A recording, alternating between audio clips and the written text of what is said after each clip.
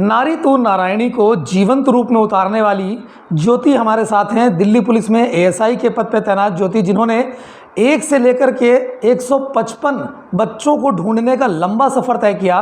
और ये सफ़र कैसा रहा, 1 से 155 तक कैसे पहुँचे, मैम इस पूरी पर सफ़र को बताएं, दास्तान को बताएं। Thank you. आज आप लोग एक ह्यूमैनिटेरियन ग्राउंड की स्टोरी को कवर कर रहे हैं, मुझे खुद अच्छा लग रहा है। ये सफ़र काफ़ी इंटरेस्टिंग भी रहा, हार्ड वर्कर भी रहा, अलग अलग एक्सपीरियंस अलग अलग केसेस के रहे। सो वो मैं आपको बताऊंगी। मैंने मार्च 2021 से बच्चों पे काम करना स्पेशली स्टार्ट किया। उससे पहले भी मन में था कि एक कोई हम ऐसी चीज़, कोई एक ऐसा काम ड्यूटी के साथ ह्यूमैनिटेरियन ग्राउंड का, कि दिल्ली पुलिस की ड्यूटी तो मैं कर ही रही हूँ, कोई एक ऐसा काम भी मैं करूँ जो औरों के लिए भी एक मोरल बने, एक मोटिवेशनल बने, कि हम अपनी ड्यूटी के साथ भी नेक काम कर सकते, जो हमारे दिल को, हमारे मन को एक सेटिस्फेक्शंस दे। तो उसके लिए मन में चाह पहले से ही थी, बट उसको एक पंख मिला कि सीपी साहब ने एक स्टैंडिंग ऑर्डर निकाला कि 363 की जो केसेस हैं, जो बच्चे गुम हो जाते हैं, अगर उनको आप ट्रेस करते हैं तो डिपार्टमेंट आपको आउट ऑफ टर्न प्रमोशन देता है। और इस कड़ी को मेरी फ्रेंड सीमा ढाका ने आगे भी बढ़ाया था। रिसेंटली उनका प्रमोशन हुआ तो मेरी जो एक मन की इच्छा थी वो और भी ज़्यादा प्रबल हुई कि मुझे इस पे काम करना है। मैंने एसएचओ साहब से अपनी डिज़ायर बताई कि सर मुझे ऐसे काम करना है, तो उन्होंने भी कहा कि ज्योति ठीक है, बहुत अच्छा काम है कि आप ड्यूटी के साथ एक एक्स्ट्रा काम कर रहे हो। उसमें बेनिफिट ये रहा कि मैंने काम तो स्टार्ट किया था प्रमोशन के लिए, बट जब मैं इस काम से जुड़ी तो प्रमोशन बिल्कुल साइड हो गया। दिल से, भावना से जो काम जो मुझे पता लगा वो वाकई में ड्यूटी और डिपार्टमेंट से कहीं ज़्यादा परे था। एक बच्चा अगर किसी का खोता है, वो 2 मिनट के लिए अगर आंखों से ओझल होता है, तो माँ बाप के मन में उल्टे सीधे विचार आते हैं कि क्या हो गया होगा। वो बहुत बड़ी घटना होती है कि उनके पूरे जीवन की पूंजी और बच्चों का जीवन उस पर लगा होता है। तो जब माँ बाप की जो दुआएं मिली, जब मैंने इस फील्ड में काम करना स्टार्ट किया, तो फिर सब कुछ साइड हो गया। फिर कोई मोटिव नहीं रहा कि प्रमोशन मिले ना मिले, जुनून एक ही हो गया कि अब काम यही करना है, जिसमें मुझे खुद इतनी तसल्ली मिल रही है। जब मैंने बच्चे तलाश करने स्टार्ट किए तो जैसे ही ऑल ओवर दिल्ली के मैं केसेस चेक करती थी कि कहाँ कहाँ मिसिंग हुई है, कंप्लेनेंट से बात की, बच्चा किन परिस्थितियों में कैसे खोया है, खुद खोया है या किसी ने किडनैप किया है या क्या क्या हुए, तो वो उन केसेस पे काम करना स्टार्ट किया। बहुत सारे बच्चे आउट ऑफ दिल्ली मिले, बहुत सारे बच्चे रियल किडनैपिंग थी, जिसमें एक 7 साल का बच्चा रियल किडनैप था, एक 3 साल का बच्चा किडनैप था, उसमें अक्यूज़ भी अरेस्ट हुए हैं। उसमें हमने टीम वर्क की तरह काम किया और वो बच्चे हमने रिकवर कराए। तो वो एक लंबी जर्नी भी रही। बहुत सारे बच्चे ऐसे थे कि वो अपना रास्ता भूल गए हैं, घर से निकले हैं, तो जैसे जे कॉलोनी क्लस्टर एरिया जो रहते हैं, वो बच्चे थोड़े अनएजुकेटेड होते हैं, वो अपना फ़ोन नंबर नहीं बता पाएंगे, पेरेंट्स का नाम नहीं बता पाएंगे, तो वो बच्चे हमारे चिल्ड्रन होम्स में जमा हुए। तो चिल्ड्रन होम से हमने टाई अप करके उन बच्चों की डिटेल निकाली, उन बच्चों के पेरेंट्स को ढूंढा, और जिनके बच्चे खो गए थे, जो पेरेंट्स हमारे पास थे, उन बच्चों को ढूंढा। एक केस मैं बताना चाहूँगी कि एक सदर पुलिस स्टेशन का केस था।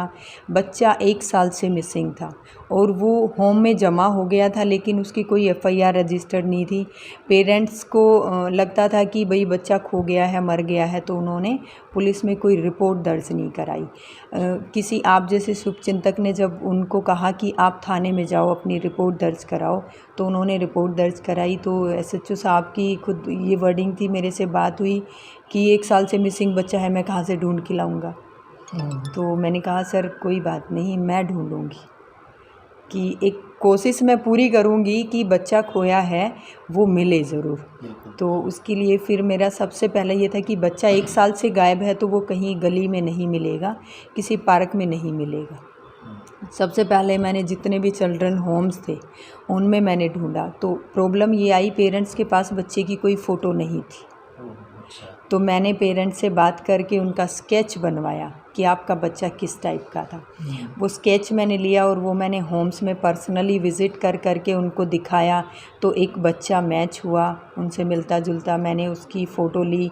फिर पेरेंट्स को जाके, क्योंकि उनके पास मोबाइल नहीं था, तो मैंने पेरेंट्स को वो फ़ोटो दिखाई, तो उन्होंने कहा कि ये मेरा बच्चा है।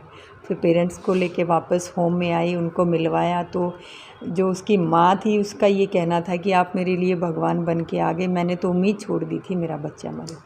तो वो एक अपने आप में मेरे लिए बहुत बड़ा गिफ्ट था, वो मेरे OTP से कहीं ज़्यादा बड़ा रिवार्ड था जिस माँ ने मुझे इतना सम्मान दिया। जब आपको OTP मिला, आउट ऑफ 10 प्रमोशन मिला, हेड कांस्टेबल की रैंक पे थे आप, उस समय जो आंकड़ा था, OTP मिलने के बाद होता है कि प्रमोशन मिल गया, अब उसके बाद उन चीज़ों को कई लोग जो है वो छोड़ देते हैं, लेकिन आपने उसको बदस्तूर जारी रखा।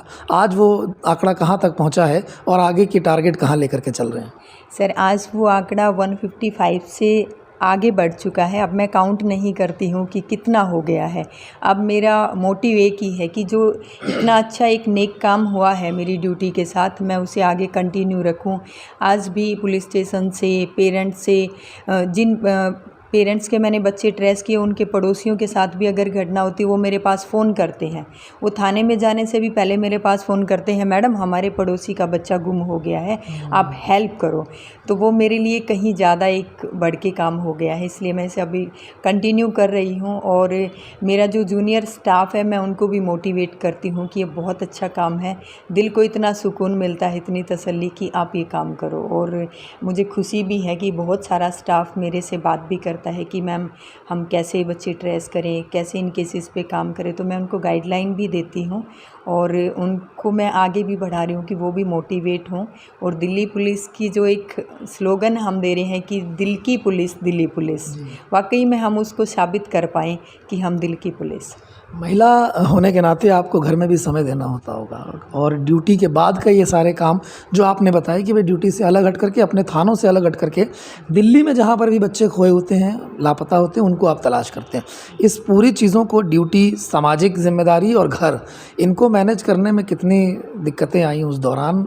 कैसे आप बाकी की जो महिलाएँ हैं उनको क्या कहेंगे? सर दिक्कत का ये है कि अगर हम प्रॉब्लम को प्रॉब्लम मानेंगे तो वो हमारे लिए प्रॉब्लम बन जाएगी, बट मैंने उसे प्रॉब्लम नहीं माना, उसे मैंने अपना एक दायित्व माना, एक जुनून माना, तो वो सारी चीज़ें मैनेज होती चली गई। मेरे डिपार्टमेंट का भी मुझे अच्छा सपोर्ट मिला, मेरी फैमिली का बहुत बेस्ट सपोर्ट मुझे मिला, और प्रभु की कृपा रही कि सारी चीज़ें बहुत अच्छे से बैलेंस होती चली गई। आपके साथ के जो महिला पुलिसकर्मी हैं, सोचते वो भी होंगे मन में कि जैसे आपने सीमा जी से इंस्पायर हुए, आपसे भी इंस्पिरेशन लें लोग, और आप सोचते भी होंगे, क्या कहेंगे उन लोगों को कि किस तरीके से आप जिस मुकाम पे पहुँचे वो लोग भी कैसे उन मुकाम को हासिल कर सकते हैं? क्या कहेंगे? मैं अपने सभी कलीग्स और फ्रेंड्स को यही कहना चाहूँगी कि लाइफ में कोई भी इंस्पिरेशनल चीज़ आपको मिले, आपको उसे कैच करना चाहिए, उसे सीखना चाहिए और आगे बढ़ो। बहुत अच्छा लगता है हम किसी से प्रेरणा लेते और कोई हमारे से प्रेरणा ले, तो हमारा जीवन एक तरीके से सफल होने वाला एक पल हमारी लाइफ में आता है। और मैं अपनी सभी फ्रेंड्स से कहूँगी कि वो ये ना समझे कि वो सिर्फ फीमेल हैं या वो इन्वेस्टिगेशन नहीं कर सकती या वो आउट ऑफ दिल्ली नहीं जा सकती। आप एक बार करके देखो, हर काम पॉसिबल। कोशिश की जाए तो हर काम संभव है, यही दृढ़ निश्चय लेकर के ज्योति जो SI दिल्ली पुलिस की हैं, उन्होंने शुरुआत की और आखिरकार इस मुकाम पर पहुंच गई वो कि लोगों के लिए प्रेरणा का स्रोत बन रही हैं। नारी तू नारायणी का जीता जागता जीवंत उदाहरण बन करके हमारे सामने आई हैं, और इनका कहना है कि इसी तरीके से ये सामाजिक अपनी ड्यूटी की और जो महिला होने की जिम्मेदारी है उसको बदस्तूर जारी रखेंगी, निभाती रहेंगी। हर्षित मिश्रा, ETV भारत, दिल्ली।